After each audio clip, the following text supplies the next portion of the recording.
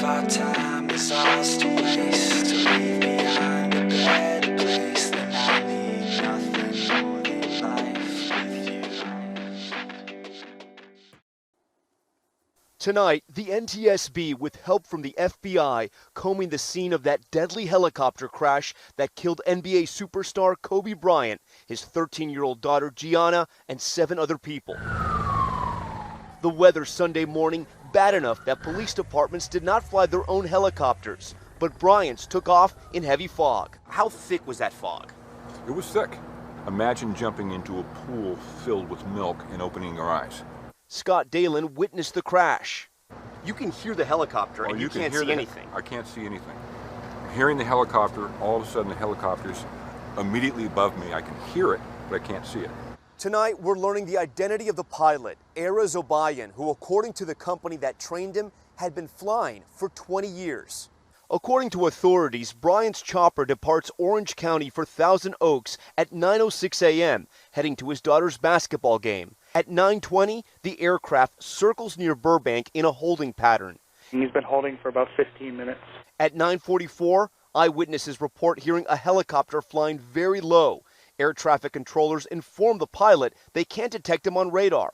2 Echo X-ray, you're still too low level for flight following at this time.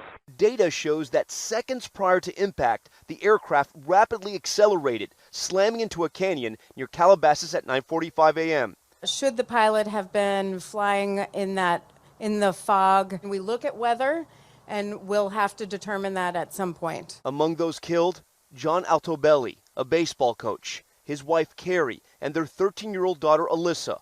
Also on board, Christina Mauser, an assistant basketball coach and mother of 3.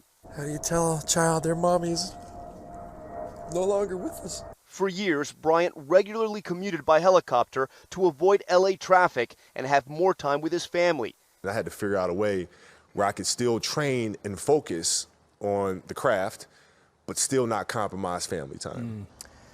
The NBA deciding to postponing the Clippers-Lakers game that was set for Tuesday out of deep respect for the Los Angeles Lakers, which they know are deeply mourning this tragic loss. We also have to remember the investigation and recovery is just getting started.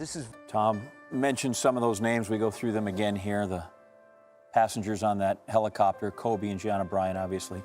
Era Zobayan was the pilot, Bryant's regular private pilot, and a flight instructor, John Altobelli. Wife Carrie, Alyssa, their daughter. Sarah Chester, a former school teacher, and her daughter Peyton, also a teammate of Gianna's. Assistant coach for Gigi's team and the coordinator of the WNBA camps at Mamba Academy, Christina Mauser. They were all on their way to a game. So was former NBA star Jason Terry. He was coach of the 8th grade girls team scheduled to play against Gigi's team. He told the rest of the terrible story while doing work on the Mavericks pregame show tonight. I received a call about 6 weeks ago asking for my 8th grade team from Drive Nation to come to LA and to play in a tournament which Kobe called the Mamba Cup. Now his daughter, he coaches her, Gianni, who was on that plane with a couple of her teammates. They play for him in his team, and we were to play them yesterday at noon. The news broke about 11 a.m. I was on my way to the gym with my team. I parked out front. The games were still going on. I received a message from my wife, who was in the gym already, taking her seat as we prepared to go and play against Kobe and his daughter's team. Just the feeling walking in that gym, I was totally numb. I ran up to the first official I could see and told him, look, there's no more basketball. We cannot play another game today. Kobe has passed away. And immediately the ball stopped bouncing. Everyone converged on one of the courts, and we all just gathered around, got on one knee, and one gentleman, I don't know his name, but he spoke very eloquently. He said a huge prayer. His message was, you never know when someone you know or love may be taken away from you. So hug your loved ones, tell them you love them, and just embrace every single moment. And I tell you, Saturday when I got in, I was scouting Kobe's team. I sat right next to him as he coached his daughter, Gianni. She hit a 3, she turned, he smiled, she smiled, and she got back on defense. And I just, that memory for me is just in my mind because you just never know. And they were on their way to play my team, to play against our team in that gym. And it's just heartbreaking. Just touches everywhere.